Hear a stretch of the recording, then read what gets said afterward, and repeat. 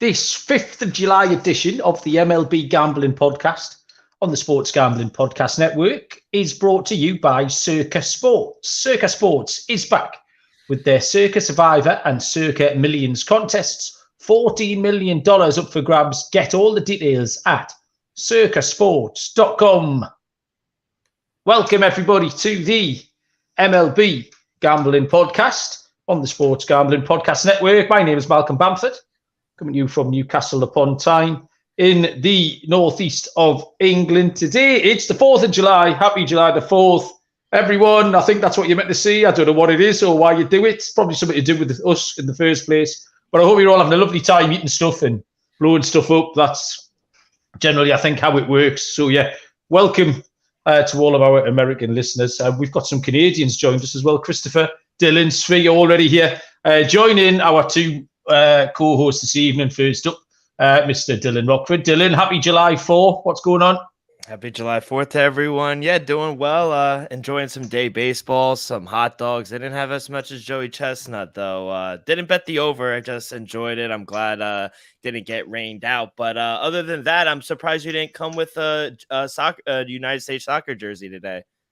Well, I'm waiting for you to send me one in the post, Dylan, and then I'll put one on. I've got my LA Galaxy one upstairs, actually.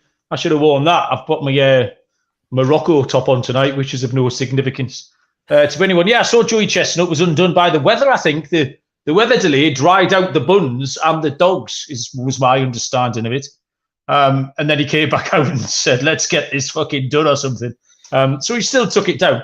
What I didn't understand was the woman who won the ladies' event ate 34 and a half hot dogs. Surely that's 34 hot dogs, isn't it? Scott Reichel, good evening. Tell me about half a hot dog. I'm not totally sure. Did she eat the hot dog and not the bun? You had no idea. I didn't. This is what we're trying to do. This is the burning issue of the day, Scott, that we're trying to sort out. I don't know. It means you might have pushed on the over-under for half a bun. I don't know. Well, imagine that's a proper D-Gen play. That if you push on 34 and a half hot dogs in the ladies' contest, I want to see your betting slip. Get that. Put that in the Louvre. Absolutely outstanding stuff. So yeah, July 4th. We've got a lot of baseball, which is going on at the minute. Who else? We've got a new name. ZZS Plays. ZZA Plays is a new name to me. Good evening, sir. How are you doing? Yeah, I was just saying before we started recording here, I think I am better at baseball than I am at other baseball. Whenever we come on and there's games going on, generally midweek, Wednesdays or Thursdays or something like a holiday, I tend to do okay, and that's been the case. Today, we got, if the 4 games that have finished, we went 4 for 4. We took Cincinnati. We took the Yankees first 5. We took Miami on the run line, and we faded Wainwright, who got spanked. And we took Minnesota on the run line. Texas are going to win in a rain delay. We took them as well. The Mets are in the lead, remarkably, 3-1. Scott, you took them first 5. I took the Mets as well. So we just need the Astros to stretch their legs a little bit. And the baseball's going okay. I can't decide if it's pure coincidence, which is more than likely. But it might be because I get to see the East Coast teams more, and they tend to play earlier. So any baseball I do see, I might have more of an eye for the East Coast, for the earlier teams, rather than the West Coast later teams. But that's all subject to conjecture. Does that imply that you accidentally watched the entire East Coast play baseball? It is, yeah. Not as accidentally as I watched. Who did I accidentally watch that time? Can you remember who it was? Was it Jordan Montgomery? I'm trying to remember who it was. I thought it was a Cincinnati pitcher. It might have been Abbott, maybe? It might have been Abbott. Oh, wait, no. It wasn't Abbott. I got to think of the other guy's name. It better not be Steven Matz. No, it was the guy he was really good for like a month, and then he... I know who it was. Can I answer? I've just got it. The answer, Scott. So, yeah. But I didn't know the answer till just now. The answer was Ben Lively. Ben Lively, damn it. It was Ben Lively. There you go. Blake Lively. Yeah, okay. My bad. Yeah. SGPN trivia on July the 4th. Who doesn't like a little bit of that?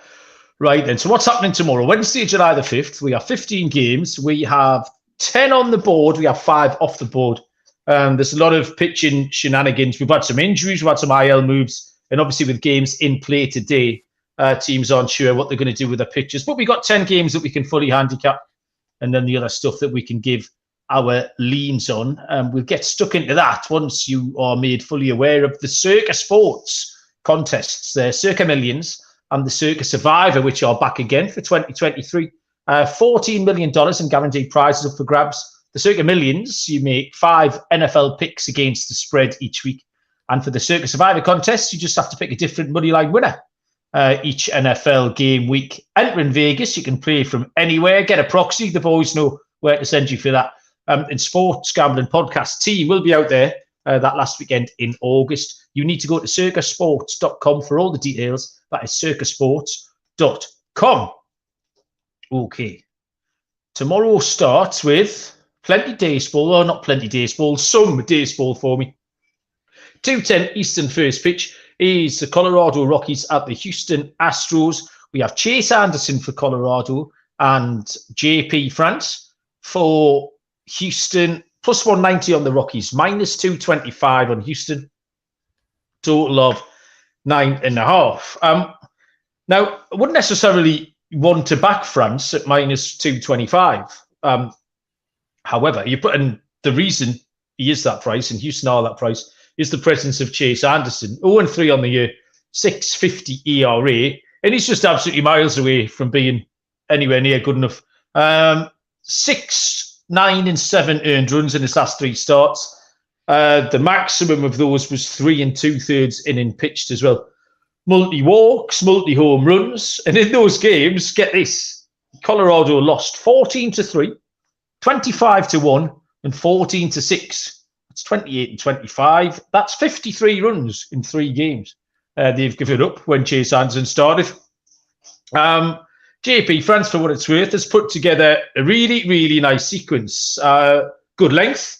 You're getting minimum 6 innings up to 7. He's only given up 9 earned runs in his last 33 and 1/3 pitch. Walks a few, but it hasn't really been an issue. So the 2 options are you can take some Houston home run props for fun, or Houston run line. Just get up the ladder if you want. Get up the alternate line. Take them 3.5, 4.5, whatever you want, because this could be a cricket score. But other than that, I couldn't see any other way to handicap this one, Dylan. Yeah, I agree. Now, not in the business of backing Chase Anderson or the Rockies right now. Rockies terrible on the road, and Anderson continues to give up hard contact. You mentioned all the runs that he's given up. And JP France, on the other hand, I think he's turned it around in the month of June, especially at home. Only 2 runs given up at home with a hard hit rate of just 26%. So, yeah, I agree. Better pitcher, better lineup. I'll take the Astros run line with you.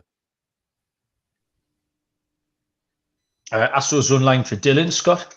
Yeah, I'm on the same page. I'm looking at Houston's team total, maybe first 5 team total, but I really just can't overlook the fact that Anderson's been this bad in the last 3 outings. 3 2/3, 6 runs, 2 2/3, 9 runs, 3 innings, 7 runs. Anderson's ERA is 6.5, which tells you that he was actually good for about a month when he randomly was acquired by Colorado. And then since then, he's fallen off a cliff. So Houston at home, we know they play in a hitter's-friendly ballpark. Anderson gives up a lot of hard contact, gives up a lot of bombs, and the last 2 starts, I didn't mention the last 3 I talked about, but the last 2 starts, 6 1/3, 21.32 ERA. I'll pass. I'll take Houston to destroy him. Give me Houston scoring probably like 7 runs in this game. But I don't think Anderson's going to pitch for a long time. Maybe the over-earned runs for Anderson. Pretty much any fade of Anderson I'm in for. But I do think Houston kind of buries him in this game. Yeah, it wasn't the most fun game on the card to handicap that one. There'll be better stuff ahead. The Mets are no longer winning, Dylan. The D-backs have gone back-to-back. Christian Walker and who would follow him up, maybe Corbin Carroll again, possibly. Back-to-back anyway, so that's 3-3. 6:40 Eastern first pitch is the Oakland Athletics at the Detroit Tigers. 2 lefties going here. Ken Waldichuk for Oakland, and A-Rod is back for the Tigers, who are a minus 205 favourite, with Oakland at plus 172 and a total of 8.5. Scott? So I want to blindly fade Oakland because, of course, why wouldn't you want to do that with Oakland? They're 40 games under 500. Erod's been very good this year, but he hasn't pitched in a while. So I guess it's kind of the same exact script that we just had in the Tuesday game which was, do you want to back Skubal after he hasn't pitched for the entire year? Do you want to back Erod after he has not pitched since late May? I think I do, because he's been that good this season. He's probably not going to go much length, though, so he'll probably go 5 or 6. I like the first 5 run line for Detroit. They've been playing better baseball lately. We know Oakland, with the exception of the 7-game winning streak that they randomly had, they've been historically bad all year. They're still historically bad. I'm going to go with the Tigers' first 5 run line. I think they'll probably be up at least a run after 5. Waldichuk was one of the Yankee prospects they sent over in the Frankie Montas deal, where neither team won. But Waldichuk's been really bad. I'm going to go with the Tigers' run line, probably in the first 5. I don't mind the full game. But I think I'm going to put faith in Erod, because before he got injured, he was really good, and I'll back him because of it. Yeah, this was tricky to handicap, because you don't ever want to see Detroit at minus 205. It seems totally counterintuitive to want to back them. Dylan, what did you have on this? Yeah, I'm the same way. No lines up yet for the first 5, but I'll probably go the same way. I expect him not to go long, but at home, he's been lights out. You know, he hasn't had one bad game, I really think. All of his hard hit rate has been under 33%. Tigers are 4-1 in his home starts. And Ken Waldichuk has just kind of been a guy we want to fade on the road. He doesn't go long into games, and he gave up 6 runs in 2 innings his last start on the road. So I agree with Scott. I'm just going to blindly fade the A's first 5. I think you could get them plus money right now on the run line full game. So I think they could win by 2 or more runs. So first 5 and full game for me. Yeah, completely agree. Detroit on the run line, really. May 28th was the last time Erod pitched, but it's a jumping off point. This is almost like a rehab assignment in itself. You get the Athletics at home. You couldn't wish for a better upper. And I just wrote nope next to the name of Ken Waldichuk. So, yeah, pretty straightforward. 640.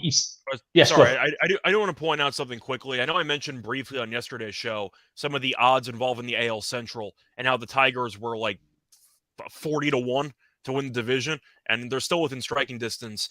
I'm not saying Detroit's going to win the division, but over the weekend they got Manning back, they got Skubal pitching tonight who came back, and they got Erod coming back.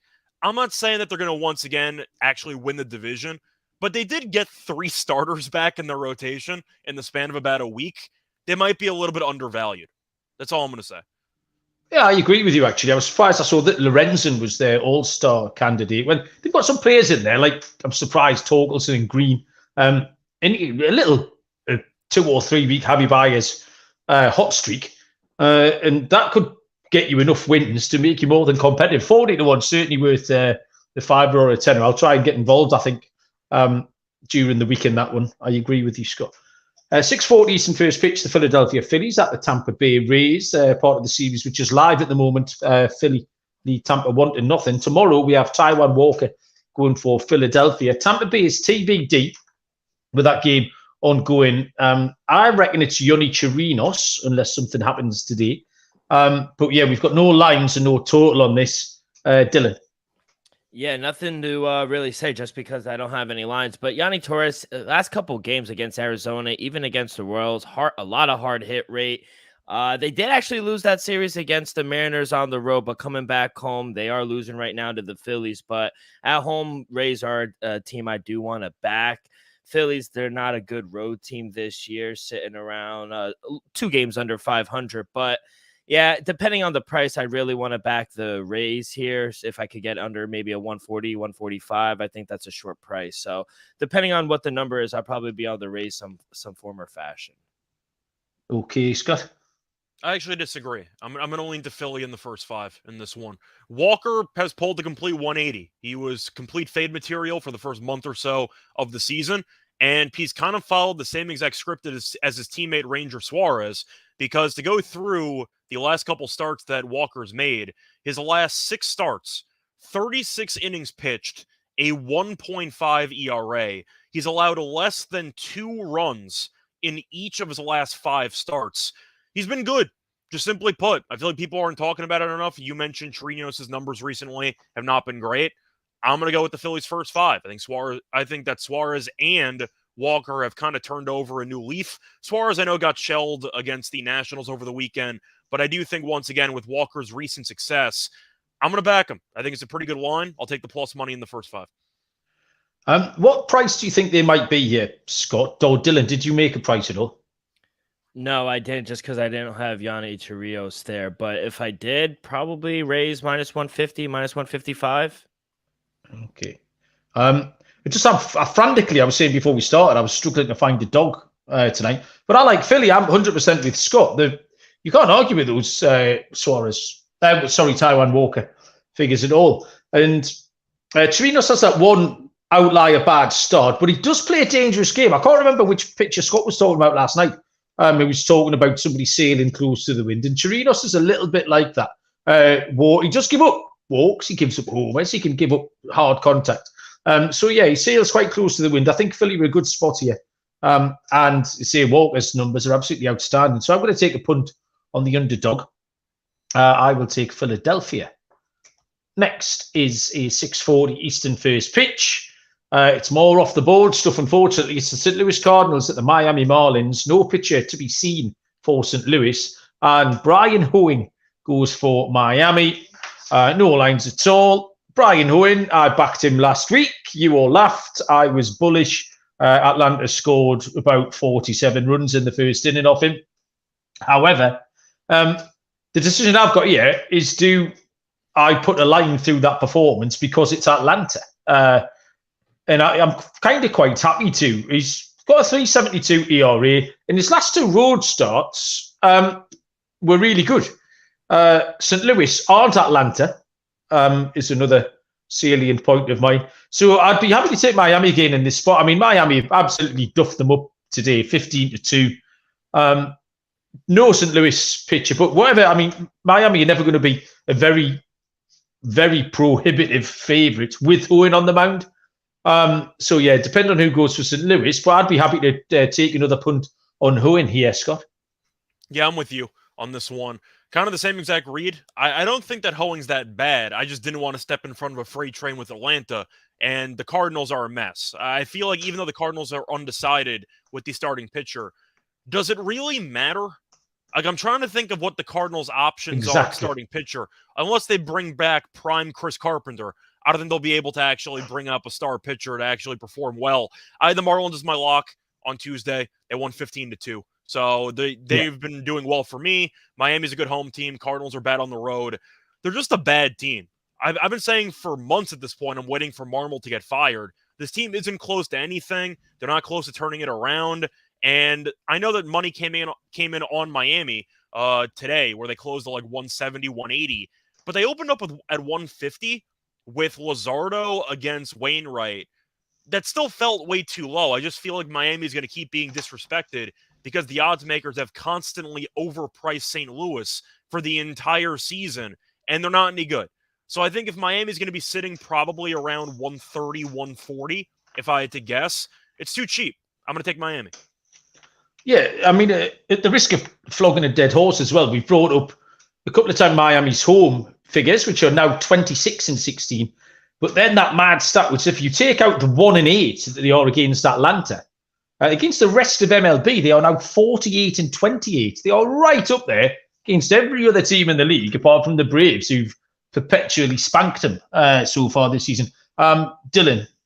Yeah, I completely agree with you guys, to the point where it's just, I don't even really care who goes. I think Steven Matz actually might go. And I mean, if Steven Matz goes, I mean, just throw the bank at Marlins, to be honest. I mean, they can't win no matter who pitches for the Cardinals. And I don't mind Brian Hoeing, especially at home. His hard hit rate contact isn't the highest. So I think at home, I was watching a little of their game today, and I mean, their lineup is sneaky good. Like Arias, Soler, Brian De La Cruz, Cooper, Segura. Like they have some bats in this lineup, and they're much better than the odds makers give them credit for. So depending on the number, I'll probably be on the Marlins as well with you guys. Okay, team rise on the fish. We move on to a 7:05 Eastern first pitch between the Cincinnati Reds and the Washington Nationals. Graham Ashcraft for Cincinnati, and Jojo Gray will go for Washington. -130 the Reds, +110 on the Nationals, with a line of 9.5. This is an interesting game, interesting pitching matchup, Dylan. Yeah, I'm hoping we could get to at least like a +120 with the Nationals, because if so, I'll probably be on the home puppy here. I like Jojo Gray, especially at a plus price at home against a pitcher who I think he's better than. I know the Reds have been hitting the ball well, but I just think JoJo Gray could really limit this lineup. He's put together back-to-back really good starts. His hard hit rate has been 14 and 26 in those 2 games. I'm going to back him to have another solid start against Graham Ashcraft, who's been awful on the road this season. His hard hit rate is in the upper 30s. Nationals, they're very disciplined at bat. They don't strike out a lot. And if Ashcraft doesn't have his stuff, I feel like the Nationals could take advantage of that. So Nationals, they've gone over in both of their games this weekend. I think with their ace on the mound, I think it gives them a live shot at winning this game. So hopefully we get there to a plus 120. But for the show, I'll take the home puppy here. Mets are back in front. Houston lead 3-0. Scott, Cincinnati at Washington.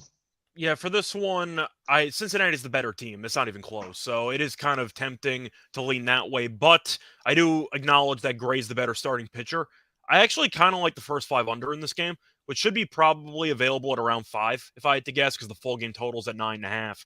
But Ashcraft, in his first start back from injury, was actually really good against San Diego over the weekend. So he made 2 starts. Faced off against Atlanta, kind of like the hoeing theory, just toss Atlanta out because that team is just too good offensively. Faced off against San Diego, pretty good lineup on paper. Not so much statistically, but still 6 2/3, 1 run. So Ashcraft is off of a good start. I know that Gray's good. I'm hoping it kind of balances out where Gray can pitch well against a good lineup and hold the Reds to maybe 2 runs. And Ashcraft might not be the best, but I'm not a fan of Washington's lineup, so maybe that cancels out too. So I'm going to go with the first 5 under in this one. Hopefully Ashcraft turned a corner. Maybe Gray pitches a gem, but I do think that this line might be a little bit inflated, especially after what happened with Cincinnati for the last couple weeks. I think the first 5 under might be a sneaky play. That's kind of how I'm looking at it. Yeah, the lines were key for me here. I handicapped this before I saw them. I'm going to call an audible on my pick, which I'll tell you about. Because I thought this would be a little bit closer together. I thought this might be a match roundabout on the lines, kind of minus 110 each of 2, but it's minus 130 on the Reds. Now, I like Ashcraft. I liked Ashcraft before he was injured. He started the season really well and then sort of fell off a cliff a little bit. But I watched that start last week against the Padres. He went up against Seth Lugo. And they were, in fact, I think that might have been the Mad Friday night game, the 2-2 after 9, which, so... And the commentators the announcers were talking through how Ashcraft had come back, changed a few things, and was just not trying to do as much. And all of a sudden, he just regained that control that he had. And I think he can back that up again. I think he's going to have a solid second half to the season. He appears to have fixed things. So the problem is, I really like Josiah Gray as well. He's top class. His last 2 have been good. He gets no run support at all off Washington. So I was expecting the price to be closer together. At that point, I was going to take Cincinnati. However, at minus 130, I think it's too close for them to be at that price. So I'm going to take the under because I like both pitchers. Cincinnati can hit. Washington's struggling. Candelario's going along okay. Ellie De La Cruz's necklace game was top class today. He was absolutely on point with his necklaces. But yeah, I'll take the under. I think Ashcraft and Gray can both pitch well here. Washington can't hit. So the 9.5 seems just a little bit high for me. Next up is a 7:05 Eastern first pitch between the Baltimore Orioles and the New York Yankees. Dean Kramer goes for Baltimore. We have nobody listed for the Yankees and no odds. Scott, do you have any inkling who might be going for the pinstripes? Yes, I see Vasquez is probably going to get the start. Okay. Well, now tell us about him because I don't know anything. So Randy Vasquez, bit of a youngster. They called him up mid-season. He's been okay, limited sample size, but he's made 2 spot starts basically. And so far this season, he has gone about 10 1/3, 1.74 ERA. He's okay. I saw him pitch in his last outing actually against the White Sox. That was in the beginning of June though. So he was a spot starter, and then he got demoted, and then they called him back up for this one. So he's fine for the most part. I don't think he's got great or amazing stuff by any means, but he battles. And you can make an argument that Baltimore, based on the weekend series and the first couple games against the Yankees, they kind of forgot how to hit, which is a bit of a concern. Kramer I like as a pitcher, but recently has not exactly been in great form. Yankees have actually been playing well recently, so I'll lean to the Yankees in this one. I'll lean to the under. I don't really feel great about the total because Kramer could maybe get shelled, and the Yankees did remember how to hit. but I would lean that way. But I will lean to the Yankees. Kramer's recent form is a bit concerning for me, and I really have not been a fan of the recent skid that the Orioles have been on. So I'll lean to the Yankees in the spot. I wish I'd remembered to back Aaron Hicks against the Yankees to hit a home run today. It was so obvious. I feel like we talked about it a couple of weeks ago and then just kind of forgot about that today.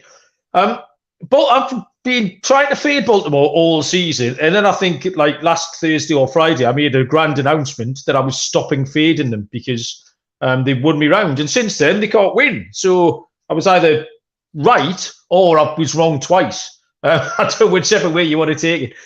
So Kramer's been wobbling and Baltimore have been wobbling. This is quite a big series because I don't know if Baltimore have got the possibility of getting a little bit of imposter syndrome here if they start to hear the footsteps of the Yankees behind them.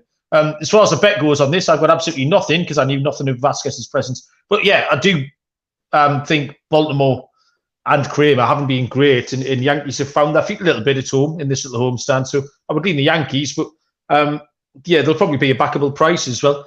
Dylan? Yeah, I agree with Scott. Don't know too much about Vasquez, but Dean Kramer, I'm not the biggest fan of Dean Kramer, to be honest. Maybe you could look towards a walk prop for him. He does walk a lot of batters, but other than that, yeah, they're not really hitting. They're struggling right now. I think me and you were on the pod, Mal, when we were like, hey, we might stop fading the Orioles, but now they're just not winning, and now the Yankees start hitting the ball. So, yeah, I agree with Scott. Depending on what the number is, I'll probably lean Yankees, maybe first 5, but yeah, I'll probably lean Yankees in this one. Okie doke. We will move on after I let you know about Underdog Fantasy and Best Ball Mania 4, which is live and kicking and giving away $15 million in prizes. Underdog Pick'em is a great way to get down on your favourite MLB and NFL season player props. Loads of ways to win on Underdog, and Underdog is available in lots of states too. What you need to do is head over to underdogfantasy.com. Use the promo code SGPN for a 100% deposit bonus up to $100. That's underdogfantasy.com, promo code SGPN. Next is a 7:10 Eastern first pitch. The Texas Rangers and the Boston Red Sox. John Gray for Texas and Brian Bello for Boston. This one is pretty much a match on the books. Minus 105 the Rangers, minus 115 the Red Sox, and a total of 9.5. Again, 2 pitches that I really, really liked. John Gray, 6-4 on the year, 3.21 ERA. He's been up and down in his last 3. He's really hard to figure out if you just look at the stats. He's had multi-walks in his last 3. There might be an angle in there. If you get a walk, probably he's gone 2, 2, and 3 walks. But there's no real patterns in John Gray's form. Texas are 3-10 in their last 7. They're still hitting. They looks like they're going to pick a game up tonight. They lead 6-2 in a game that's been rain delayed for ages, actually. It was rain delayed when I went out a couple of hours ago, and it's still rain delayed since I've come back in. Brian Bellows, justifying my faith in him that I've had for a couple of years now. 5-5 on the year with a 3.08 ERA. But going along great lately. 2.14 ERA in his last 5. 3 earned runs over his last 20 2/3. Boston have won 3 and lost 2 of those. But all 5 had no more than 5 runs. Really low scoring games Bello has been involved in. And that's good enough for me. If I'm seeing 2 pitches that I like with a bit of a history of these low scoring encounters, 9.5 just looks too high. Boston playing a little bit better, won 3 in a row before tonight. It was hard to take a side, really hard to take a side. The prices will tell you that, the books will tell you that. I wasn't good enough to split them, but I'm happy to take the under 9.5, Scott. Yeah, I'm with you. I'm on the under. I feel like this line's a bit too high. Bello's been really good, and Gray's been a bit hit or miss, but for the most part, he's been solid. I do kind of wonder what's going to happen with this rain delay, because is there a chance maybe they resume the game tomorrow? Maybe. I don't know, because it's, of course... At what point do they not just call it off? Because I was out before in the van, and I was listening to it, and they said, we're through 5 innings now, this will stand. So why don't they just call it off?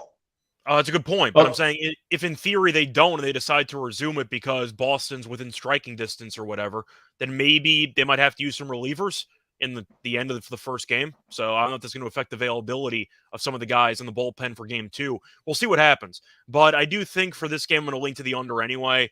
Texas has been struggling a bit lately, but I do think once again with these pitchers, this line does feel a little bit high. The bullpens are concerning, so I do have to at least acknowledge that, but I'm going to go with the under. I'll trust my instincts on this one. I'm going to agree with you on the under 9.5. Yeah, I think it kind of was instinct as well, Scott. I think you're absolutely right. That's a good way of describing how I felt about this game. Dylan? Yeah, should be a very fun series here. I made the Red Sox a -120 favorite. I got them at a -105. I like them, and I agree. I like the under 9.5. I made my total 8.6. Two good pitchers, Bello and Gray. Matt, I don't think you've been on the pods with me, but Bello, he's just been fantastic. I've been giving him his flowers, and I really turned around on him. June, in my opinion, he's given the Red Sox every chance to win. He just sometimes doesn't get the run support, but the Rangers, they've kind of been in a slump. They're going to win today, but Red Sox, they just got done sweeping the Blue Jays. John Gray, he's good on the road, which is why I like the under as well. The under has hit in 4 of his last 5 starts. Should be a close one, but I'll take the small dog at home, and I also like the under with you guys. I think it is only a matter of time before a major league team approaches me to scout for them. I can't see any other course of action there. So when I disappear soon, that is what I'll be doing. 7:10 Eastern first pitch is the Atlanta Braves at the Cleveland Guardians. Mike Soroka for Atlanta and Cal Quantrill for Cleveland. -160 on the Braves, +140 on Cleveland. Total of 9.5. Are we going to handicap this any differently than we did last night, Scott? I'm not. You make an argument that the price is a lot higher than it was for Tuesday's game, which maybe would deter you. But Soroka came back after going back on the IL or being demoted, and he was good in his first outing. 6 innings, 3 runs, so maybe he figured something out. Either way, Quantrill has been an absolute mess, and that's against pretty much any major league lineup. Now he's against, in my opinion, the best offense in the league by a country mile, so I expect Quantrill to get shelled in this outing. I also just don't think Cleveland's that good, which isn't a hot take because they're 2 games under 500. But Quantrill, so far at home this season, 6.04 ERA. The last 3 outings, 3 1/3, 6 runs, 4 1/3, 8 runs, 4 innings, 6 runs. Have fun facing Atlanta. I'll take Atlanta on the run line, Atlanta team total over. I think Quantrill gets buried in the start. Dylan, are you fading the Braves? No, not really. The Braves should win this game. I like the under. I got a 10. I made my total 9.2. I feel like this total's a little high, especially for a Guardians game in Cleveland. The under at home for the Guardians this year, 26-13. I know my boy Cal Quantrill hasn't been good this year, but at home, he hasn't been that bad. 4 of his 5 starts at home have gone under the number. His hard hit rate isn't the highest at home either. And surprisingly enough, the talent in Atlanta lineup, 4 of their last 5 games have gone under the number as well. So not playing a lot of high games recently. So Braves should win this game. 10 seems a little high, so I'll take the under here. Yeah, the Braves riding that 9-game win streak. There's not many streaks around MLB at the moment. I think the second highest streak, whether it be a winner or a loser, stands at 3 games. You normally hit some 5s and 6s around, but yeah. Atlanta are very much standing out at the moment. I think Mike Soroka is getting there start by start, and Cal Quantrill is getting absolutely nowhere. It's the same cap as last night. Yeah, it's boring. It's an Atlanta run line. Unless you want to parlay them, you could parlay them up with Houston maybe. Get somewhere near even money for a Houston Atlanta parlay. If you fancy throwing one of them out. Next up is a 7:40 Eastern first pitch. Let's check I'm on the right day. I am. The Kansas City Royals and the Minnesota Twins. We have Alec Marsh for Kansas City and Pablo Lopez for Minnesota.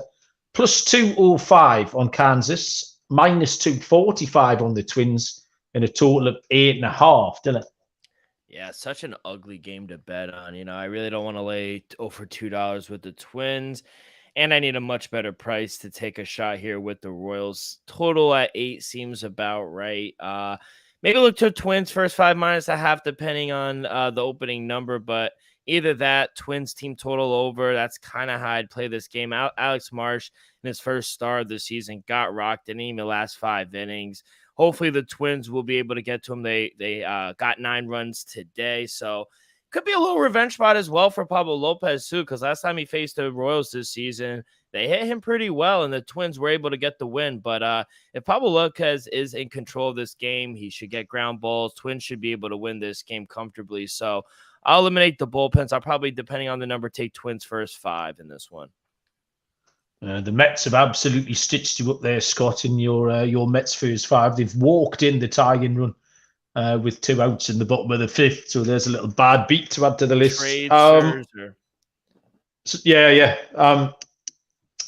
Scott, Kansas at Minnesota.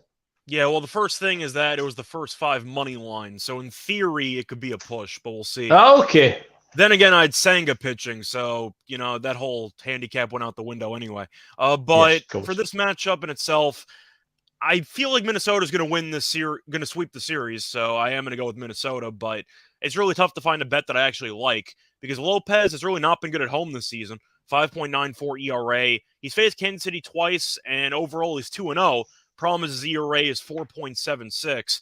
I am tempted by the Lopez strikeouts, though, because in those 2 starts against Kansas City, 11 1/3, 15 strikeouts. So he's actually done pretty well with the K prop, and he's done well recently with that. I'd probably look for Lopez strikeouts to go over in this one, but for the sake of the game in itself, I think Minnesota's going to win. Is there a lot of value on anything? Not really, but I guess Twins run line. Like I don't see much that's worth betting on, but I think Minnesota probably sweeps them in the series. Yeah, that was it. Another one. It's kind of the 3rd game on the card here at the Houston was very similar. Twins run line. I just think Lopez is going to find it, and he was good last time. And I think you have to give him a chance again. What a wonderful chance to back it up with a home game against Kansas City. Like Erod was saying, it's a soft spot, and Lopez couldn't ask for a better game. Alec Marsh wasn't terrible last time. It was 2 Mookie Betts home as they got to Alec Marsh, but he did give up 6 hits and 4 walks. There was lots of ducks on the pond. So Minnesota team total or run line, something like that. But yeah, nothing very exciting to pick, unfortunately. 8:10 Eastern, first pitch. The Toronto Blue Jays at the Chicago White Sox. Jose Barrios for Toronto, and Lance Lynn goes for Chicago. We have lines of, I can't find them. There they are. Barrios and the Blue Jays are -125. Lynn and the White Sox are +105, and a total of 9. Scott? I guess I'm taking the Blue Jays at this price. This is an entire series where you should save your money and bet it on other stuff, but for the sake of this matchup, I think it's too low of a price. The White Sox are still the much worse team, and the record suggests that. You're looking at Lynn's numbers. His home numbers are atrocious, 7.22 ERA at home. Last couple starts, he's been hit or miss. He was not very good last start. 6 innings, 5 runs, 3 home runs allowed against the Angels. 5 2/3, 3 runs against the Red Sox. 7 innings, 3 runs against the Mariners. Outlier start because he struck out 16 guys in that outing. 5 innings, 4 earned against the Dodgers. 5 innings, 5 earned against the Yankees. Barrios has been better over the last couple of months at this point. I'm going to go with Toronto. Once again, I don't like either of these teams. I know Malcolm feels the same way. I'm assuming Dylan feels the same way too. But 125 does feel a little bit cheap when Toronto has definitely been the better team this season, and they probably have the better starting pitcher. I'll take Toronto at this price. Yeah, this is an absolutely horrible betting series. This one and the Angels at the Padres, just 4 teams that are as mad as a tray of tits. Like, it was just really hard to get your head around.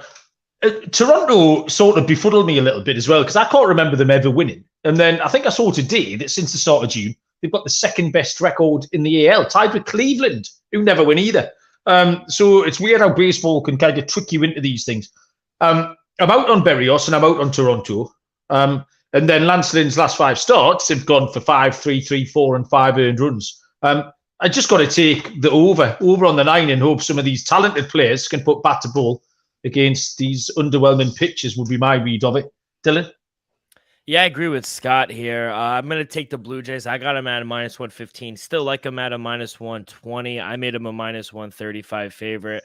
I know we really don't like to take Jose Barrios on the road, but his last 3 starts on the road hasn't been that bad. He gave up that 5 runs to the Marlins, but his hard hit rate in that game was only 29%. And plus, the Blue Jays laid a goose egg in that game. They didn't help him out either. But the other 2 starts on the road, the Blue Jays won, and Barrios looked good. The Blue Jays have actually won 5 of his last 6 starts on the road. So, gonna fade Lance Lynn here at home. And last time he faced the Blue Jays this season, his hard hit rate in that game was around 57% hard hit. So I do think the bats will show up. I agree on the over. I made my total 9.2. But I just agree with Scott. I think this number is too short to not take the better team. So I'll take the Blue Jays here on the money line. That Rangers Red Sox game has restarted, I believe. So top 8, bottom 8, somewhere like that. 8th inning anyway. 8:10 Eastern first pitch, the Chicago Cubs at the Milwaukee Brewers. Luke Steele, still determined to get his... Justin Steele!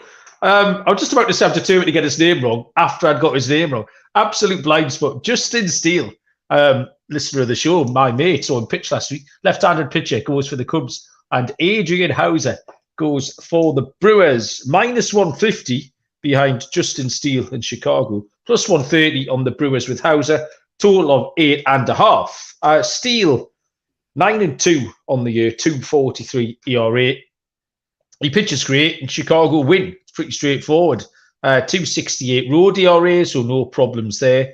However, Hauser's been going along okay. He's got more good starts than bad. He's 3-2 on the year with a 3.88 ERA. Hard to take a side here. This is one of those, we've been handicapping this series since Sunday now, and you're kind of looking at the same trends every day, and you're trying to find something new to say about the series. But the fact remains, they're 2 underwhelming teams, they're 2 light-hitting teams. It's hard to take a side, but I think it's easier to fade both offenses. The Brewers hit .218 against left-handed pitching, so they shouldn't cause Steele too many issues. And 2 pitchers in good form. I think it's the first 5 under. I'll just take a slow burner. I took, again, same thing. I took that bet tonight. It finished on 5, so I'm probably a lost, I'm guessing. That line would probably be 4.5. But 1, 2, 3, 4. Yeah, there was 5 runs. It's now 4-2 in the bottom of the 6th. So a very similar game. It's going to finish something along those lines, 4-3, 5-3, something like that. But yeah, first 5 under between 2 form pitchers, I think, Dylan. Yeah, the first 5 for tomorrow is at 4.5. Do you still like it under? Yeah. Yeah. All right. Yeah, I'm going full game under 8.5. I made my total 8. 2 solid pitchers, like you said, Steele and Adrian Hauser. Steele, he's been really good in his last 4 starts. Hard hit rate in those 4 starts, average of 23%. He went 6 scoreless innings in his only start against the Brewers, and that game ended 3-0, went way under the total. And Adrian Hauser, he's been serviceable as well in the month of June. Besides that one poor start against the A's where they had that historic little win streak going, but the Braves at home are an under team. It's a hitter's ballpark, and I think with 2 solid pitchers, I think we see another low-scoring game. So under 8.5 for me. And by the way, real quick before you send it over to Scott, is Justin Steele an actual listener of the show? Or is that like a joke? Believe you may have listened to one episode of the NFL show once, or someone started that rumor, and obviously Sean and Ryan just extrapolated into the fact that he's a big listener. I might be wrong. He might be listening now, in which case, hello. Oh, wow.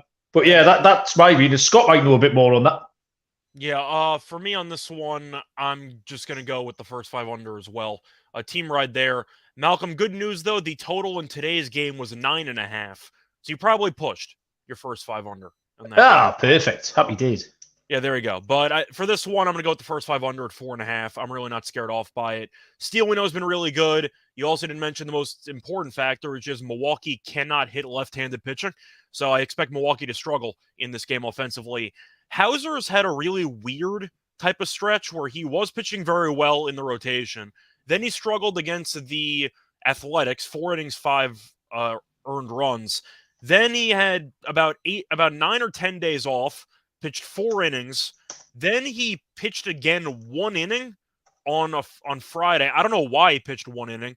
And then he went back to his normal routine, and he ended up pitching well against the Mets on Thursday. So I don't really know what's going on with his overall routine and how the Brewers are using him, but his overall numbers are decent. And I mentioned that Steele once again should pitch well.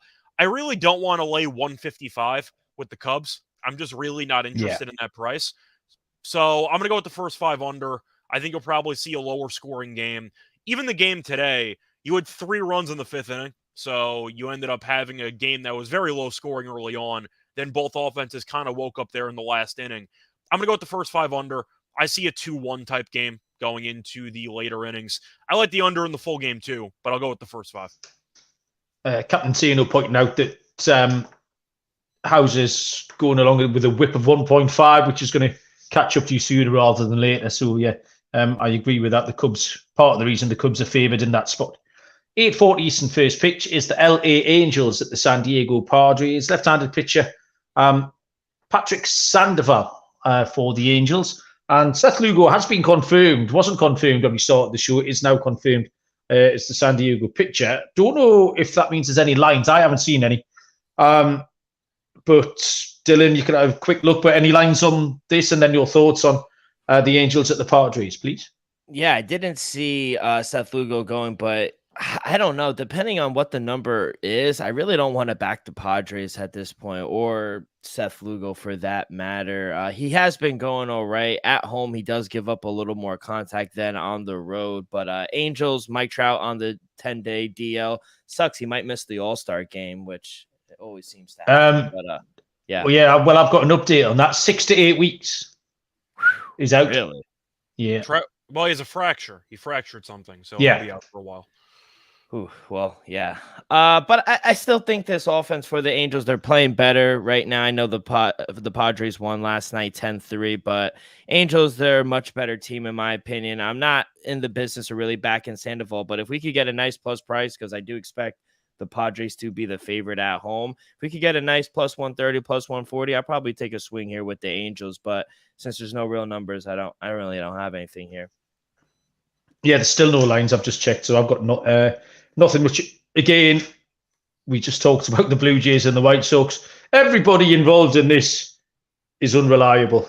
I like Lugo pitched well in that game with Ashcraft last week, so I would possibly lean the Padres, and I would like an over. I took the over in the Blue Jays White Sox for this very reason that you've got a lot of talented hitters in there, and some of them might string some stuff together. But apart from that, I haven't got a very scientific handicap of it.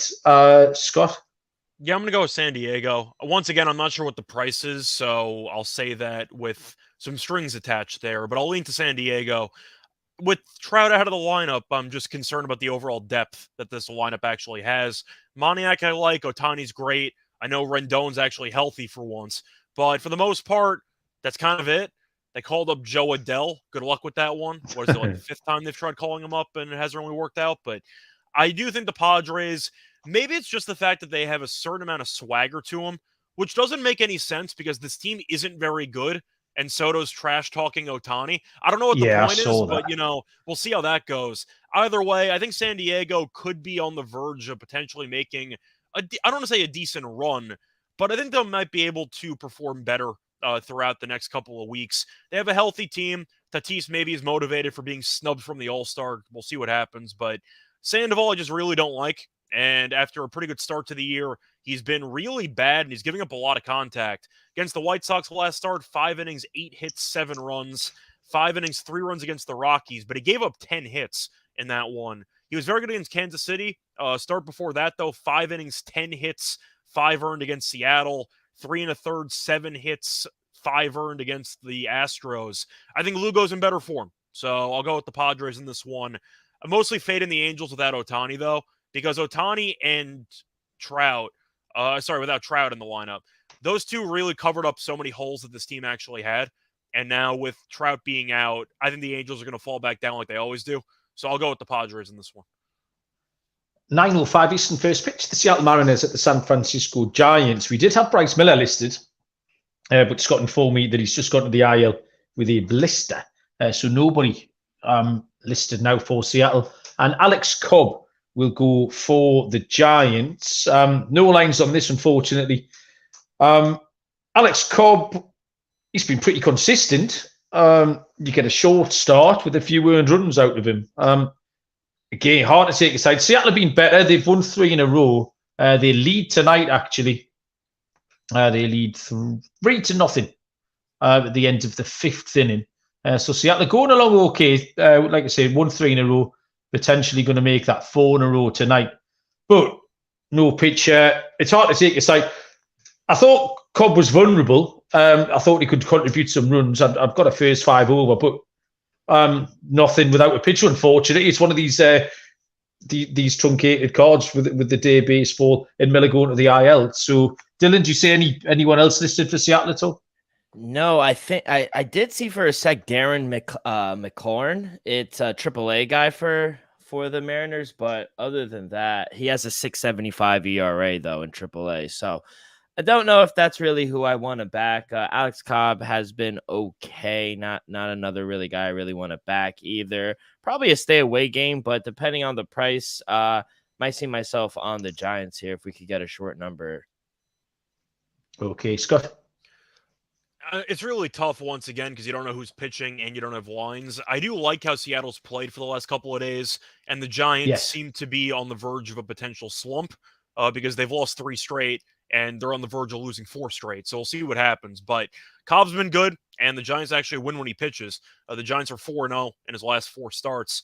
I don't know who's pitching for Seattle, so it's really tough to fully gauge, but I know that the Giants right now can't really hit. So I'm really on the fence.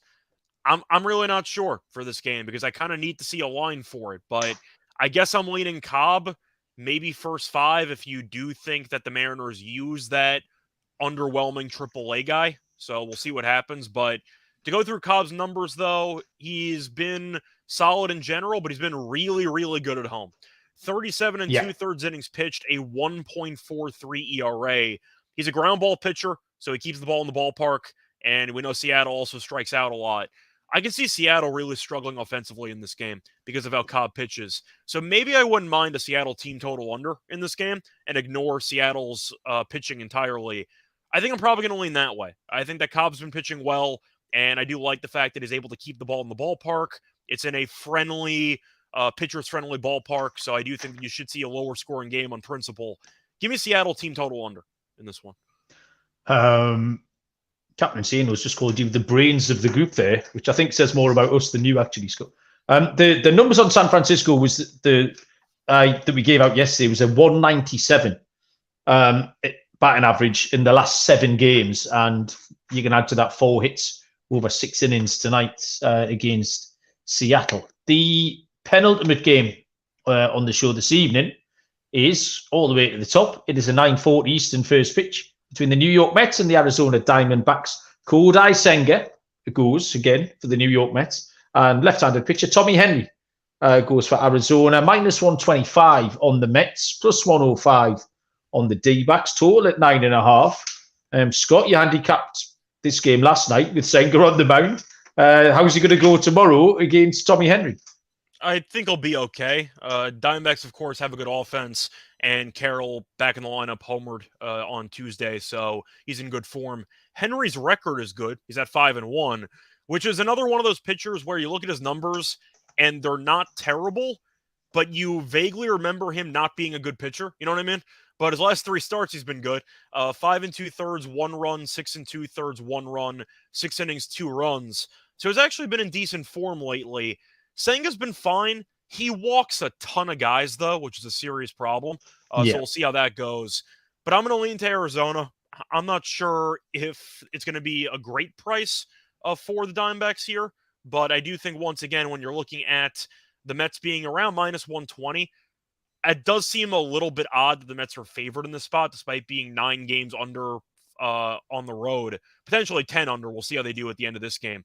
But Arizona getting roughly even money at home with a pitcher in good form, that's good enough for me on value alone. I'll take the Diamondbacks at around even money. Okay, Dylan, New York Mets, come on. Let's get enthused. Are they going to win again? Probably not. We're getting a short number here with the Mets. I do agree. I only made them a minus 105 favorite, to be honest, here with Senga. I thought he was going to go today. He had a little switched him with Scherzer, but I do think he is. That's not a favorite, right? Because it's 115 and 105. So yeah. Yeah. So you had the Diamondbacks as a minus 115 favorite. Mm-hmm. Okay. Yeah, but maybe look towards the Senga K prop.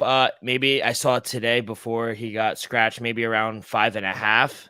But D-backs, they don't really strike out a lot. So, I wouldn't even say Senga struggles on the road. He's definitely better at home, but the Mets just don't give him run support. They don't really give any of their pitchers run support. So it's kind of hard to back the Mets and whoever goes for them. But he struck out 6 or more batters in 7 of his last 8 starts. So, I mean, Senga, that's kind of the only way I really attack this game. Total seems about right as well. Maybe look towards the Tommy Pham prop. He's been hitting the ball well. But other than that, Tommy Pham prop, Senga prop. But other than that, I have no business back in the Mets either. I do want to ask, though, in general, I know it's a case study for pitchers. Does it bother you at all that he's used to pitching with a normal amount of rest and now he randomly has an extra day? Does that mess up routine at all, or you don't really factor that?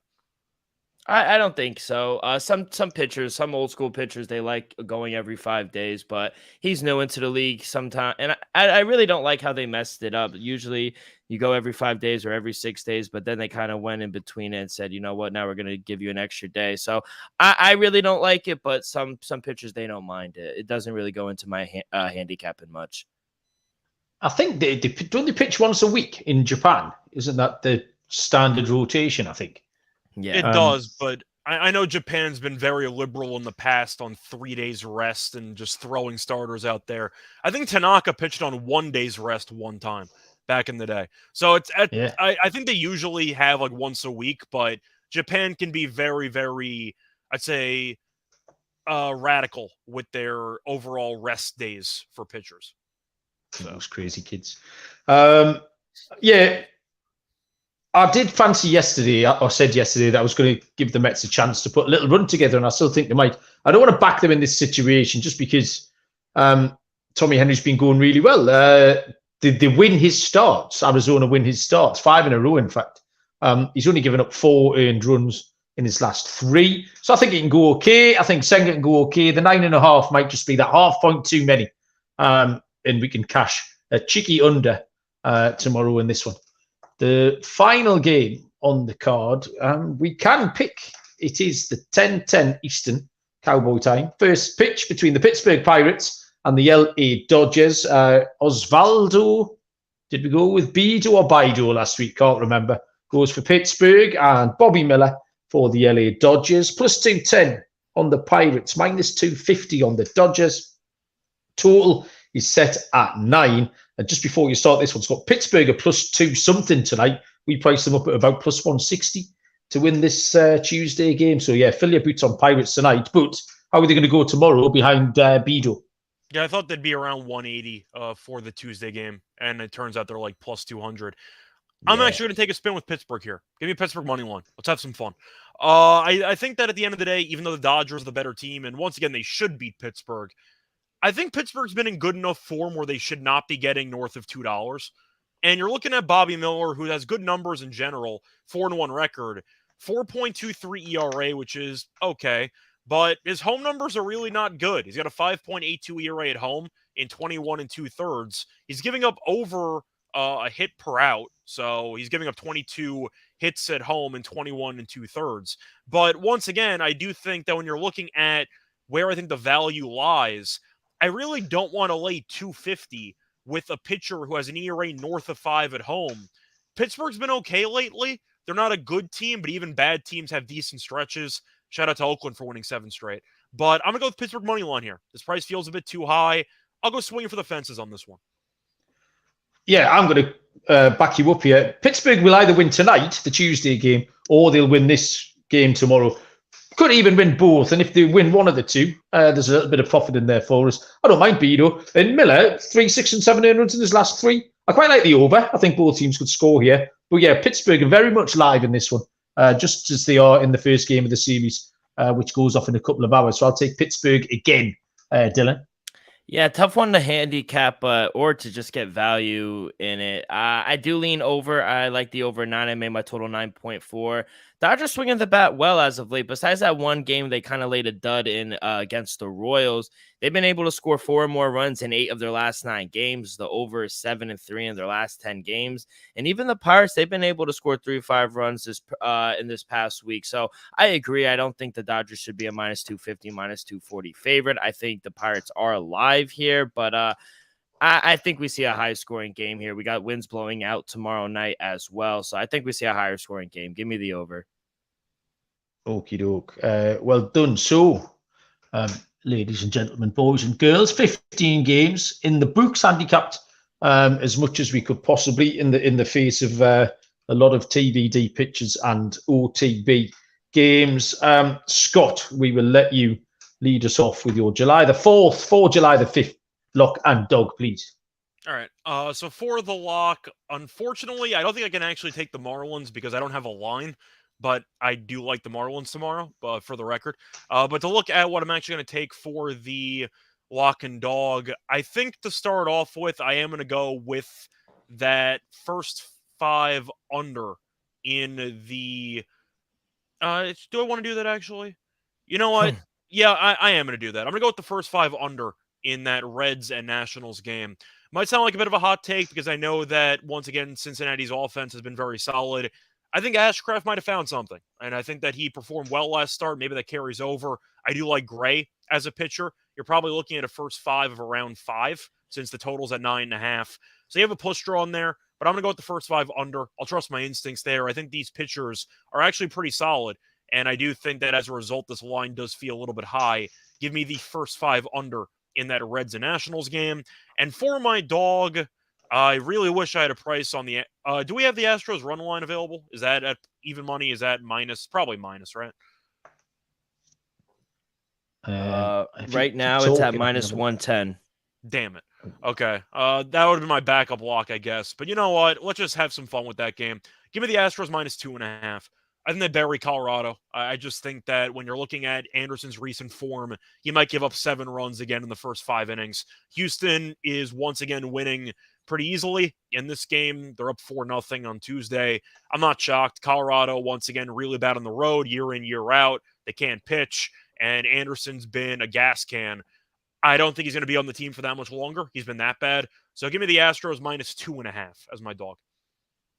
Yeah, that's fair enough. I'm happy. Get up the ladder. I've got looking at 5 different books here, and the -110 is the best price you'll get. About the standard run line, unfortunately. The Mets have hit the front, Dylan. They lead 6-4. So on the back of that happy news, pick us some winners. Who hit it? Who scored the run or anything? I don't know. Just looking at the numbers. Alvarez hit a bomb. Oh, nice.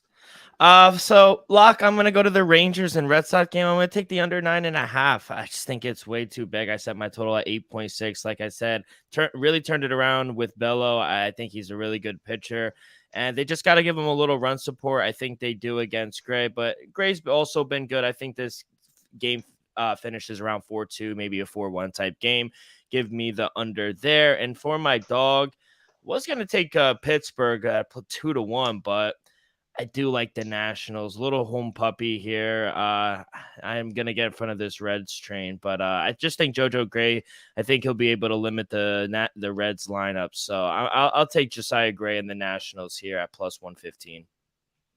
Yeah, I'm going to have to go double lock. I think I went double lock last night with somebody. I've locked up a couple of times with you recently, Dylan. The 2 pitchers that I like, particularly Bello, obviously. So I'm going to take the under 9.5. The game tonight's finished 6-2. 10 hits each. I can't see that much offense tomorrow being generated off these 2. Beo's been great. So I'll take the under 9.5. My dog, I'm going to go to Philly. Philly at Tampa Bay. They're at a price of +130. Philadelphia, the Walker's just been outstanding. Say that 0.84 ERA in his last 5. And Chirinos is vulnerable. The Phillies lead tonight, 3-0 in the bottom of the 8th, so they are capable of eking out a win against Tampa, and I don't see why they can't go again tomorrow. I was tempted by Pittsburgh at +210, but I will rein it in a little bit, and I'll go for Philadelphia at +130. Is that an official price? Because I'm trying to find that. Yeah, I'm trying to find that too. I don't see plus 130. Okay, well, why have I don't see is that any. what you said, Dylan? He speculated it'd be 150. Yeah. Oh, right. Oh, well, I've written that down. But And because it was so long ago, I've now just forgotten and taken that as gospel. Okay, then. I'm assuming there'll be a slight dog. Truth is, I think 150 was a little bit ambitious because they were 140 tonight with Eflin going against Nola. I'm assuming Tampa's going to be like minus 120 if I had to guess. Okay, right. It's pure So, all right, speculation Philly gonna by win. me, but Scratch I'm assuming that. it'll be around there. Give me Pittsburgh then at plus 210 Yeah, if you're going to that's- force me yes. into that. We get out there. They're going to win one of these two games, maybe even both. So, yeah, thank you, boys. Thank you, everyone who joined us. I know it's a busy day. Dylan, what does the rest of July the 4th look like for you? Gonna have a couple more hot dogs. Gonna go shoot some fireworks in the backyard, and then call it a night. Got a Dana White Contender Series tonight. Hopefully Conor McGregor gets a win, but I doubt that. What is Is he, that- 0-6? Yeah, 0-6, and there's like leak videos that he's gonna lose tonight too. So What's Conor Nah. McGregor up to? What's going on tonight? They do the Ultimate Fighter coaching thing where him and another fighter coach some prospects and they fight against each other. Okay. This year it's the veterans versus the prospects, and Conor McGregor has all the prospects, and they're all getting beat up by all the veterans. Okay, fair enough. Scott, July the 4th, the rest of the evening for you? I'm spending some time with my family. A bit of a weird morning because we got a visitor this morning. A turtle showed up in our backyard and it's been chilling in the pool. So we found a random turtle. I don't know where it came from. I decided to name it Shelton, and it's our temporary pet. So Where it's do you just live? chilling in the pool. New York. Just casually, turtle Long just showed up Island? randomly in the backyard. I don't Not know. known for its turtle population, I don't think. No, I've never seen a turtle outside of a zoo before, and it just showed up in my backyard. Oh, So, this is great. Why haven't we been talking about this for the last hour? How big is it? I'd say it's yay big, probably like 5 pounds, give or take. Oh, really? I wanted you to tell me that it was like No, it 5 wasn't a foot massive long. tortoise. No, it's not a tortoise, but Oh, that's fantastic. Is it still chilling in your pool? yeah, I think so. That's great. This is great. Why? What a wait. We've just wasted an hour talking about baseball. We could have been talking about Scott's turtle.